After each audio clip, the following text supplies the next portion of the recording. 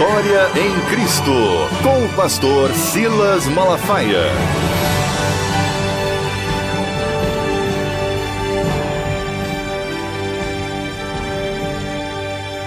A paz de Cristo para a sua vida, programa Vitória em Cristo, chegando até você para te abençoar. Não desista. Deus não desistiu de você. Ele entregou o seu Filho Jesus para te salvar. Tenha certeza, Ele pode fazer o milagre que você precisa.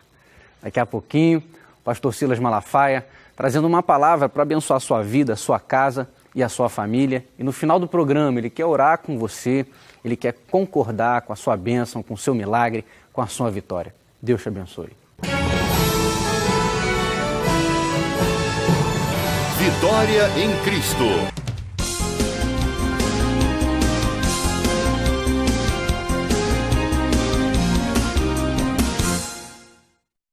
Eu falei, Jesus, não deixa ele perguntar quantos vêm. Eu não posso mentir.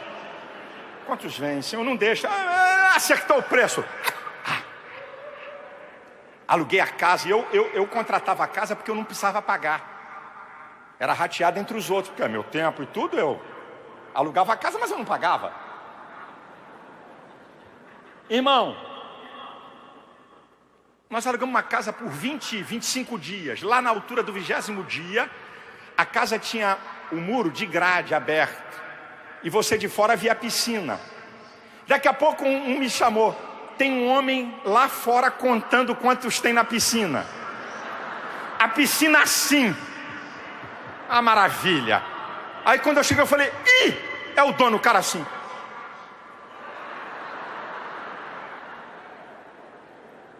Aí eu falei, tudo bem? Ele falou, isso tudo está aqui? Eu falei, tá, mas não pode. Ué, você não me falou nada. Era assim que eu tirava férias. Era como eu podia. Existem filhos de crentes e filhos de pastor que transferem para Deus a imagem do Pai. Isso é psicológico. Os filhos transferem para Deus, que Deus é Pai, a partir da paternidade humana. Ele tem uma ideia de Deus muitas vezes. E tem filhos que dizem, eu não quero o Deus do meu pai, porque o Deus do meu pai tirou ele de mim. O Deus da minha mãe arrancou ela de mim. É tão bonito quando os filhos dizem, eu quero servir ao Deus do meu pai e da minha mãe, porque o Deus do meu pai e da minha mãe é o único Deus verdadeiro e Ele é um grande Deus. Você está enganado, meu irmão. Você está precisando, saber de quê? De disciplina, de regra. Eu não trabalho mais do que ninguém, mas trabalho tanto quanto aqueles que trabalham. Eu não trabalho mais do que ninguém, não, mas eu trabalho tanto quanto aqueles que trabalham.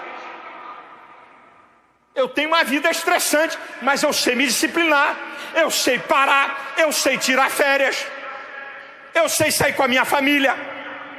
Que conversa fiada é essa? Já foi dito aqui nesse congresso, tu morre e Deus levanta um melhor do que você para fazer o que tu está fazendo. Deixa de ser besta, rapaz.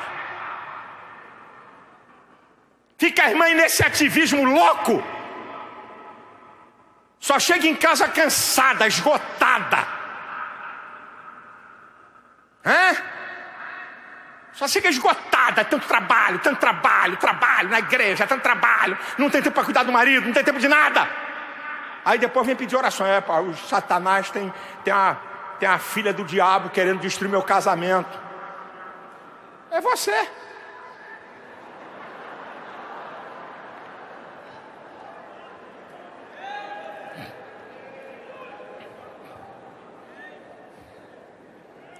Quatro.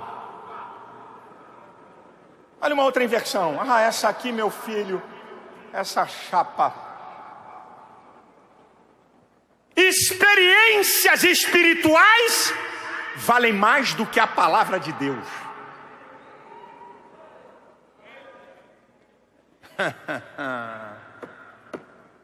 Ah, meu irmão. Chega uma irmã e diz assim: eu fui até o céu. Aleluia. Eu fui arrebatado. Eu vi Jesus, ok. Eu vi o Pai, e eu vi o Espírito Santo. Aí, aleluia, coisa linda. Irmão chora, fala língua estranha. Que conversa é essa, rapaz? João 1,18, Jesus falou: o Pai nunca foi visto por ninguém, mas o Filho que está no seio do Pai, esse o revela. 1 Timóteo capítulo 6, versículo 16. Aquele que só ele possui a imortalidade e habita na luz inacessível, o qual nenhum homem viu e jamais verá, a ele a glória para sempre, amém. Hebreus 1,3 diz que Jesus Cristo é a expressa imagem de Deus. Jesus é a expressão visível do Deus invisível. O que você pensa que você vai ver no céu? Você vai ver Jesus. 1 João 3,2. Amados, agora somos filhos de Deus, ainda não é manifestado o que havemos de ser, mas quando Ele se manifestar, seremos semelhantes a Ele, e assim como Ele é, o veremos. Jesus é a expressão visível do Deus invisível. Mas a experiência da irmã está valendo mais do que a palavra.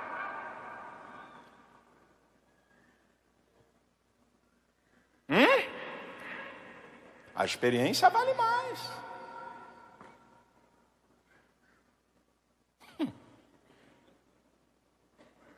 Qualquer revelação, qualquer profecia supera a palavra. Então você aprenda aqui alguma coisa que eu quero te dizer. Qualquer revelação ou qualquer experiência espiritual, ela tem que estar aqui dentro desse escopo. Ela pode ser pessoal, por um grupo de pessoas, geográfica e por um tempo. A única revelação soberana, isso é absoluta, universal e atemporal, é a palavra de Deus.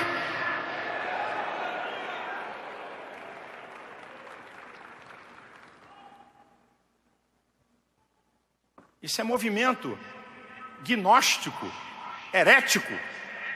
A revelação maior do que a palavra. Até Deus se submete à sua palavra, meu irmão. Deus vela em fazer cumprir a sua palavra. Ele se submete à palavra. Como é que a igreja pode ficar atrás de besteira, de visagem e de revelamento? Como é que história de profetada governa a tua igreja, pastor? Toma vergonha! Qualquer experiência arrebenta com a Bíblia e você está comendo comida podre, ensinando o povo besteira. Sabe o que é que meu sogro dizia para mim? Meu saudoso sogro: meu filho, quando tu não tiver mensagem, cita o Salmo 119 devagar.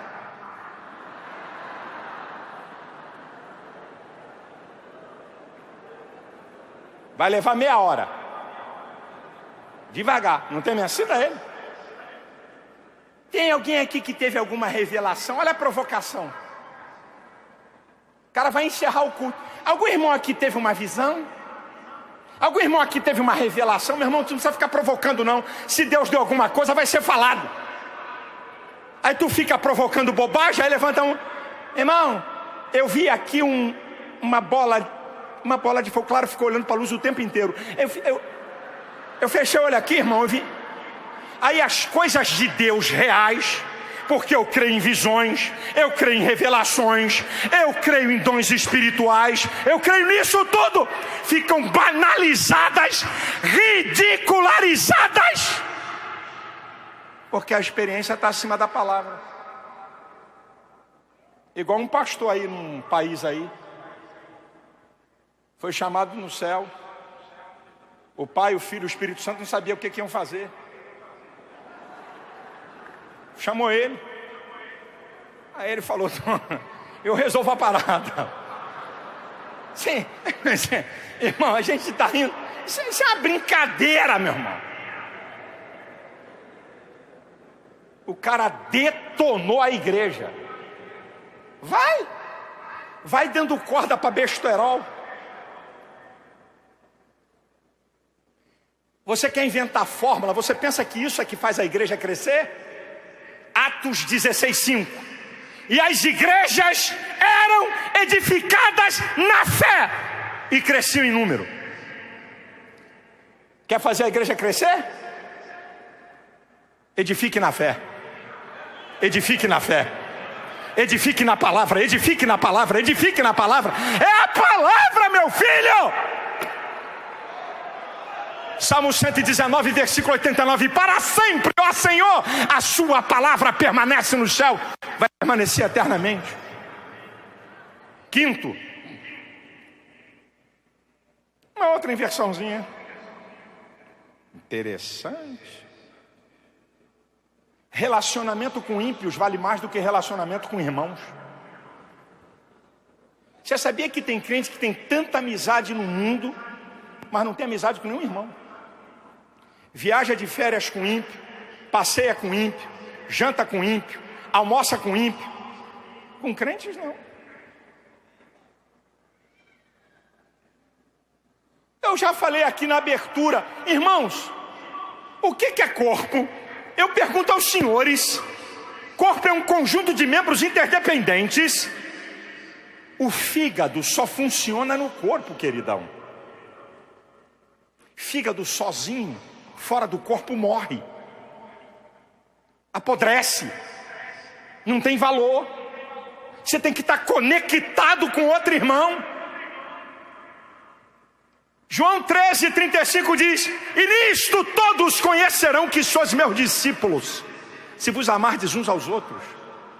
1 Coríntios 15:33 diz: as más conversações corrompem os bons costumes. Fica andando com ímpio, acaba fazendo bobagem que ímpio faz. Você só anda com eles. Com quem teus filhos estão andando, hein? Esse adolescente está andando na casa de quem? Vocês estão brincando, irmãos. Nós estamos vivendo dias maus, dias terríveis. Isso, não leva teus filhos para a escola dominical não, né? Isso, pastor, escola dominical na tua igreja não tem valor nenhum, né? É um lugar de interação a partir da vida de criança. A partir de criança, você começa a interação. Lá na classe da garotada, eu pertencia à classe Ovelhinhas de Jesus. Hoje eu sou ovelhona de Jesus. Aí um dia desse, as crianças entraram para uma apresentação, aí veio a classe Ovelhinhas de Jesus. Eu falei, eu fui disso aí. Nossas crianças estão pegando, nossos jovens e adolescentes, a amizade com o que há de pior. Estão ensinando a eles a banalização da sexualidade. Estão ensinando a eles que pai não tem moral, não tem valor. Relacionamento com ímpios vale mais do que relacionamento com o povo de Deus. E o que o Senhor fala através de Paulo em 2 Coríntios, capítulo 6, a partir do versículo 14? Que sociedade tem a justiça com a injustiça? Que comunhão há entre a luz e as trevas? Que concórdia há entre Cristo e Belial? Que consenso há entre o templo de Deus e os ídolos? Porque vós sois o templo do Deus vivente. Como Deus disse, neles habitarei e com eles andarei. Eu serei o seu Deus, eles serão o meu povo. Pelo que saí do meio deles. Não toqueis nada imundo, então eu vos recebereis. Vós sereis para mim filhos e filhas, e eu serei para vós pai, diz o Senhor Deus Todo-Poderoso. Penúltimo lugar, talento vale mais do que o caráter.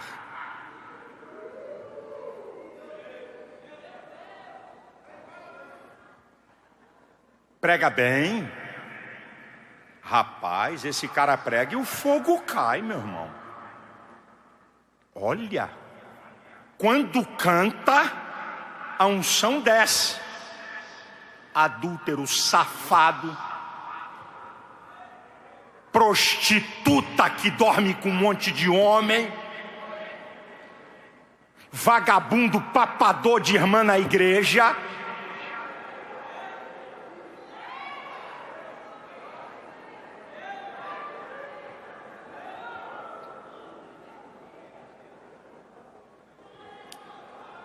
Pastor, esse é o cara mais rico da igreja. O dízimo dele representa 50% da renda. Eu estou tendo um pouco de paciência com ele, que ele está decidindo qual das duas mulheres ele vai ficar. Já tem 5 anos, eu vou dar mais um tempo para ele.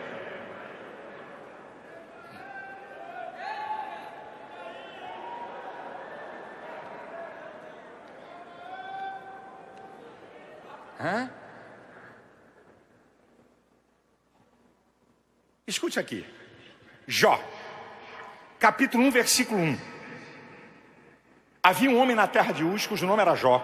Esse homem era sincero, reto, temente a Deus, desviava-se do mal. Caráter. Versículo 3. Ele possuía 500 juntas de boi, 500 jumentas, 7.000 ovelhas, 3.000 camelos, e era o mais rico do Oriente. Talento. Primeiro Deus fala do caráter de Jó. Depois Deus fala do talento de Jó. Agora olha o que Deus vai falar através do profeta Ezequiel no capítulo 14 do livro de Ezequiel. Ezequiel, se eu enviar juízo sobre uma cidade, ainda que Noé, Daniel e Jó estivessem no meio dela, digo eu, que só eles se salvariam pela sua justiça, nem filhos nem filhas. Caráter. Talento fala das tuas aptidões. Caráter fala de quem você é.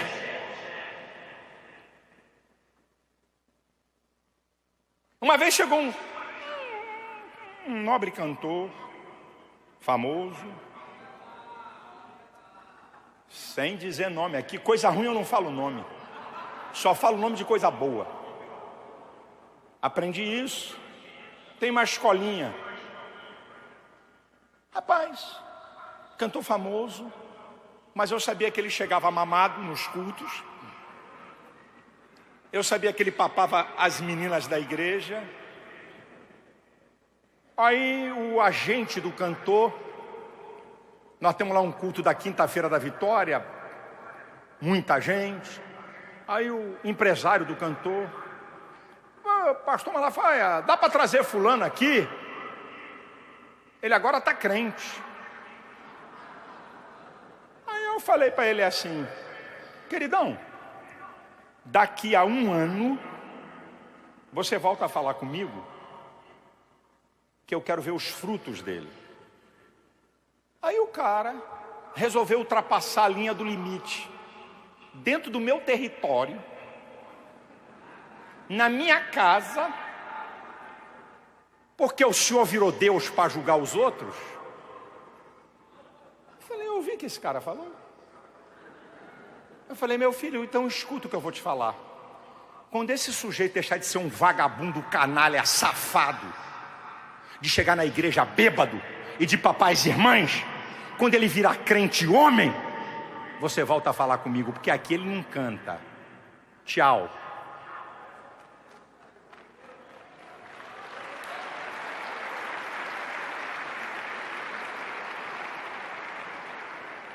Prega bem, faz o fogo cair.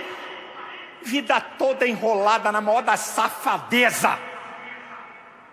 Meu irmão, deixa, mas pastor, não estou eu. Pastor, estou meio confuso. Então por que Deus usa essa gente? Porque canta o fogo cai? Porque prega e tem poder? Tu tá precisando ler mais a Bíblia, viu, queridinho?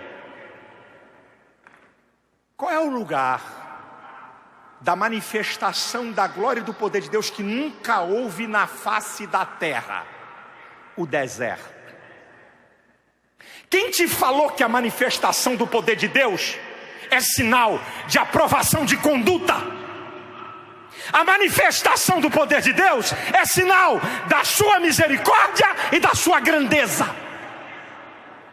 O lugar onde Deus operou sinais como nunca mais operou, dos 2 milhões que saíram por aí do Egito, só 2 Só Josué e Caleb. Morre todo mundo no deserto. Nós estamos pensando que cada manifestação do poder de Deus, Deus está provando a conduta. E aí tem o texto que para mim é o texto para os pentecostais, que é Mateus 7, 22 e 23. Senhor, pelo teu nome profetizamos. Dom espiritual. Pelo teu nome operamos maravilhas. Dom espiritual. Pelo teu nome expulsamos demônios. Operação divina. O Senhor vira assim: eu não conheço vocês.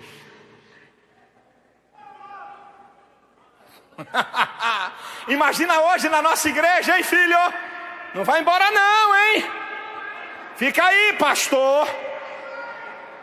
Imagina um cara que expulsa demônios.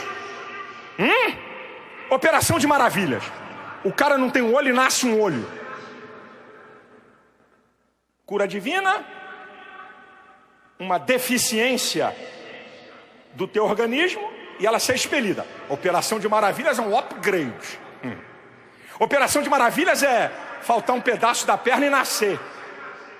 Imagina um cara hoje na nossa igreja, eu não estou falando da minha particular, na igreja evangélica, que expulsa demônios, não é profetada, que profetiza e que opera maravilhas.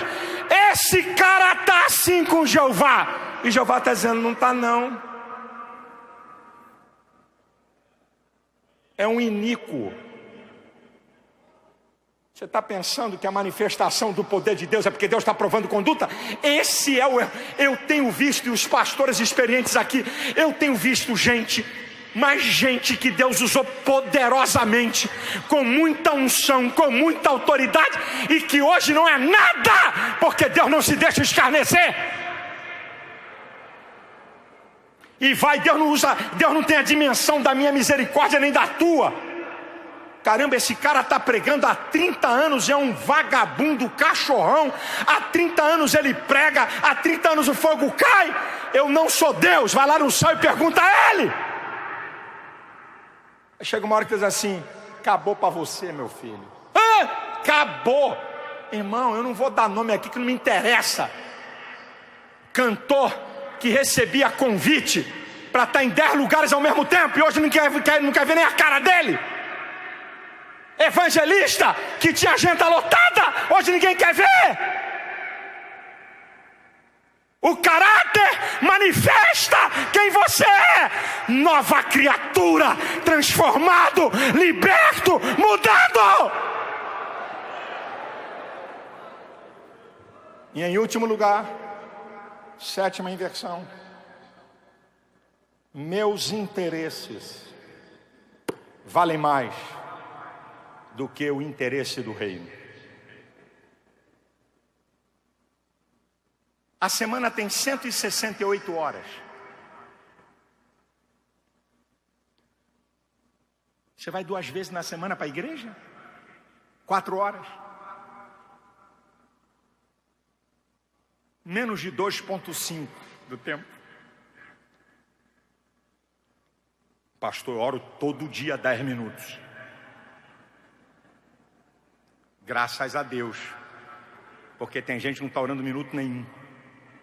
Já é um bom começo. Nem para ler a Bíblia toda em um ano o cara consegue ler 15 minutos por dia.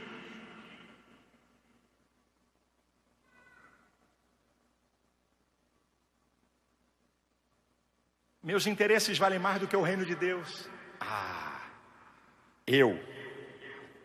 Para comprar o que eu quero, para adquirir o que eu desejo, eu faço qualquer sacrifício. Eu sou capaz de trabalhar 12 horas por dia. Eu sou capaz de fazer qualquer esforço para economizar, para comprar o que eu desejo. Eu não estou dizendo que é pecado. Eu não estou dizendo que é pecado você comprar um carro novo, você querer adquirir uma casa melhor, você querer fazer a viagem dos seus sonhos. Você faz qualquer esforço. Mas na hora de doar para o reino de Deus é um miserável resto, lixo. E você vem com essa conversa: eu amo, eu te amo, Senhor, a minha vida é tua. Hipócrita! Você é capaz de fazer algum sacrifício para dar o que te faz falta? Um dos textos mais lindos, Paulo dá uma lapada na igreja de Corinto.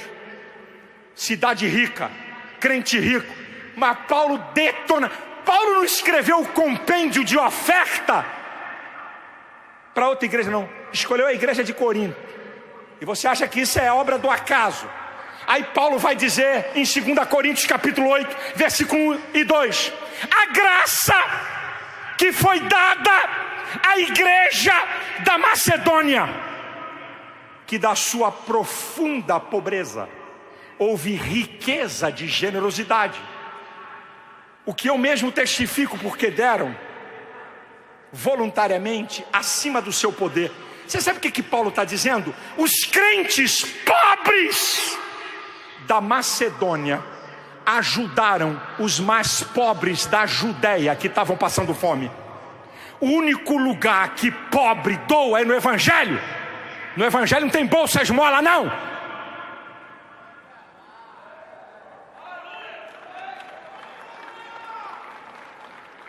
Aí fora, pobre só fica com a mão estendida para receber. No reino, até pobre doa. Sabe por quê? Porque até o pobre no reino de Deus é próspero. Porque o sentido de prosperidade está todo equivocado. Você pensa que prosperidade é só ter um monte de grana? Prosperidade é você ser feliz. Prosperidade é você ter comunhão com Deus.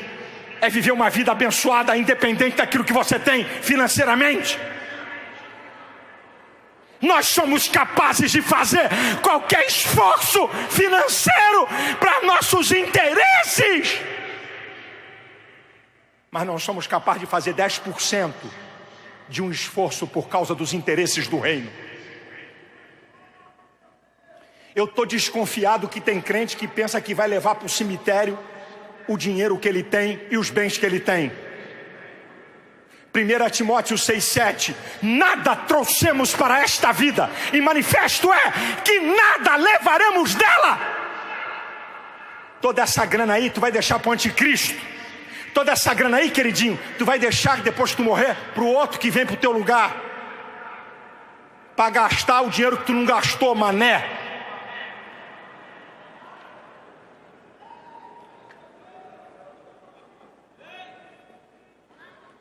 Meus interesses são maiores do que o reino.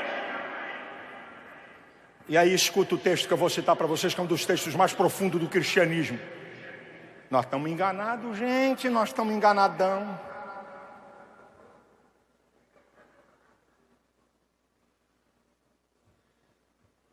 Eu, quando leio esse texto, ou cito esse texto, eu tremo. Eu vou citá-lo e depois eu vou te dar a localização, para você não se distrair abrindo a Bíblia. 2 Coríntios... não. Deixa eu falar, depois eu cito. Não vou citar não, senão você já vai ficar curioso para abrir a Bíblia. Alguém já vai matar. O amor de Cristo nos constrange, julgando nós assim: que se um morreu por todos, logo todos morreram. E ele morreu por todos, para que os que vivem não vivam mais para si, mas para aquele que por eles morreu e ressuscitou.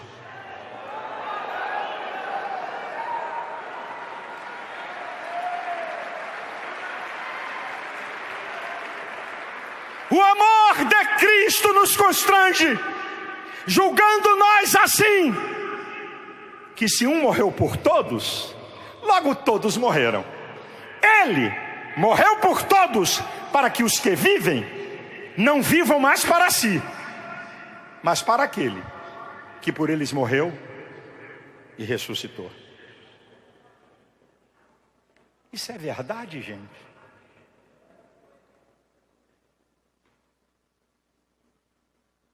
Ou estamos vivendo uma vida dos nossos interesses egoístas para satisfazer a necessidade do nosso ego, para dizer que temos, para mostrar que temos, pela cobiça, pela ganância da nossa natureza, e nós dizemos que amamos o reino de Deus e os nossos interesses estão acima. Estamos enganando quem, povo de Deus? Ó Espírito Santo, ó Espírito Santo, ó Espírito Santo, ajuda-nos.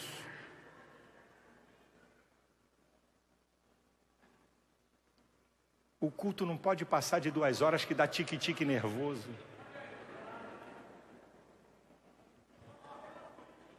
Passou das 9, começa a gente a se levantar.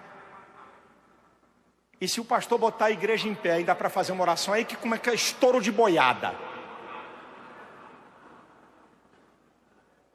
O cara só vai na igreja domingo. Chega atrasado e quer ser o primeiro a sair.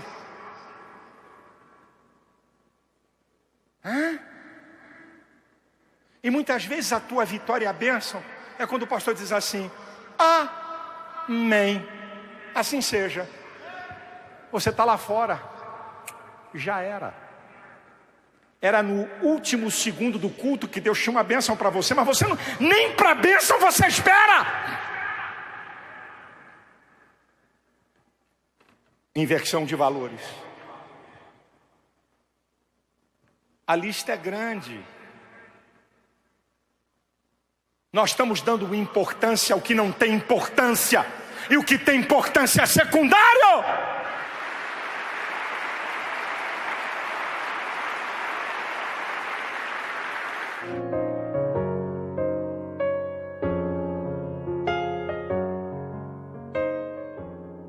Talento não pode valer mais do que caráter. Experiências espirituais não podem valer mais do que a palavra de Deus, nem coisas podem valer mais do que pessoas. Não podemos inverter esses valores tão fundamentais e tão importantes e tantos outros que nós citamos aí. Que Deus possa te abençoar. Eu quero, mais uma vez aqui, conclamar, convocar o povo de Deus, independente se você concorda com a minha teologia ou não, independente se você gosta de mim ou não, o evento não é meu, quero deixar isso aqui bem claro. Dia 11 de maio, às 5 horas da tarde, em frente ao Congresso Nacional, nós vamos fazer um ato profético em favor do Brasil. Nós precisamos clamar pela nossa nação. 1 Timóteo capítulo 2, antes de tudo, que se façam orações e deprecações e súplicas pelos homens que estão em evidência, para que tenhamos uma vida quieta e sossegada, porque isto é bom e agradável ao Senhor. Quando Deus levou seu povo para ficar 70 anos cativo na Babilônia, ele dá várias instruções, entre elas, orar pela paz do lugar. Então, eu não estou aqui perguntando, olha, quem é a favor do impeachment pode ir, quem é contra não vai. A história não é essa. É um ato profético, certo? Apoiado pelas lideranças evangélicas do Brasil. Não é um ato do meu ministério, é um ato meu. Quero deixar isso aqui muito, muito claro. E eu vou dar o nome, tem outros, mas eu vou dar aqui o nome de líderes que estão apoiando esse ato profético, dia 11 de maio, é uma quarta-feira, em frente ao Congresso Nacional. Nós vamos realizar isso às 5 horas da tarde. Olha quem está apoiando, olha. Pastor José Wellington Bezerra da Costa é o presidente da Convenção Geral das Assembleias de Deus do Brasil, a maior organização evangélica do país. Tá? Pastor Marco Antônio, presidente do Conselho de Pastores do Estado do Rio de Janeiro. Pastor Jorge Linhares, presidente do Conselho de Pastores de Minas Gerais. Pastor Edson Rebustini, presidente do Conselho de Pastores de São Paulo. Pastor Estevão Fernandes, presidente do Conselho de Pastores da Paraíba. Apóstolo Sérgio Paulo, presidente do Conselho de Pastores do Tocantins. Pastor Samuel Câmara, é o pastor da Igreja Mãe das Assembleias de Deus do Brasil, é um líder das Assembleias de Deus e pastor da igreja em Belém do Pará. Mário de Oliveira é o presidente da segunda maior igreja evangélica do país, a Igreja Quadrangular. Apóstolo René Terra Nova, do M12, uma organização gigante que congrega muitos pastores e igrejas. Pastor Abner Ferreira, Samuel Ferreira e o bispo Manuel Ferreira, da Convenção das Assembleias de Deus de Madureira, uma das maiores organizações também evangélicas do nosso país. Aqui temos aqui o bispo JB, tá? O Claudinho, do Abraço Forte, o apóstolo César Augusto, da Fonte da Vida, Marcos Gregório, do Ministério Apacentar, Maico Abud, lá da Embaixada do Reino, Simonton, não é? Da comunidade Praia da Costa, Fadi Farage, aí do Ministério da Fé também de Brasília, o apóstolo Doriel de Oliveira, da Casa da Bênção, Valnice Milomes, e vamos ter lá, ainda vamos ter mais 2, mas esses aqui já estão confirmados, Aline Barros, a Exla e o Fernandinho. É porque tem muitos líderes, o evento é de 2 horas. Vamos ter aqui mais 2 ou 3, não é? Cantores da música evangélica, que vão estar lá também, mas esses 3 já estão confirmados. A Aline Barros, a Exla e o Fernandinho. Você que é de Brasília e que é de Goiás, que estão mais perto, olha, arruma aí folga, pede para sair mais cedo do trabalho. Vamos lá. E você, pastor, leva uma caravana, vai lá, meu amigo. Vamos lá, você não precisa dormir em Brasília, não. Chega de tarde e sai no último voo, ok? Vamos lá, vamos orar, vamos estar junto, independente da sua denominação. Eu estou aproveitando aqui dizer para bispo Edir Macedo, apóstolo, né, Valdemiro, né, missionário R.R. Soares. Eu quero dizer que esse evento não é meu. Também está aqui o apóstolo Agenor, que também está apoiando. O apóstolo Estevão, não é? Hernandes, da Renascer, também está apoiando. Esse evento não é meu, gente. Vamos lá. Será que a gente não pode estar junto para clamar pelo país, para clamar pela nação? Podemos ter diferenças. Paulo teve diferença com Barnabé. Paulo teve diferença com Pedro. Qual é o problema?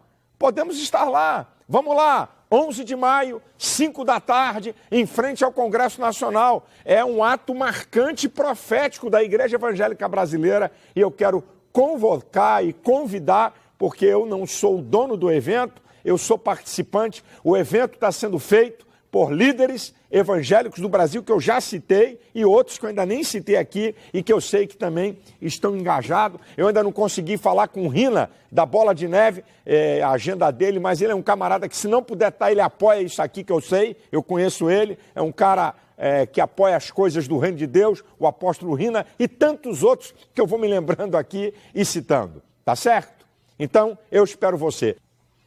Eu quero orar, quero abençoar você e sua família, mas quero que nós possamos agora levantar um clamor pela nossa nação. Vamos orar? Nosso Deus e nosso Pai, eu quero te pedir em favor do Brasil, livra o nosso país do caos, da convulsão social. Senhor, dá saídas, dá sabedoria às autoridades para que possamos ter dias melhores. Senhor, para que haja prosperidade, para que haja emprego. Meu Deus, abençoa cada casa, abençoa cada família, que haja paz no Brasil. Todo espírito de anarquia, todo espírito mau, obra do diabo, nós repreendemos da nossa nação. Toda essa corrupção seja desmascarada em nome de Jesus. Nós pedimos a tua bênção para a nação brasileira, pedimos a tua bênção para cada um, que o Senhor conceda vitórias a você, milagres, cura divina, resposta, salvação, libertação. Nós abençoamos a sua vida, nós abençoamos o Brasil e declaramos que o Brasil é do Senhor Jesus. Em nome de Jesus, amém e amém. Não perca no próximo programa uma mensagem extraordinária para abençoar você. Deus abençoe você, Deus abençoe sua família. Até o próximo programa, querendo Deus.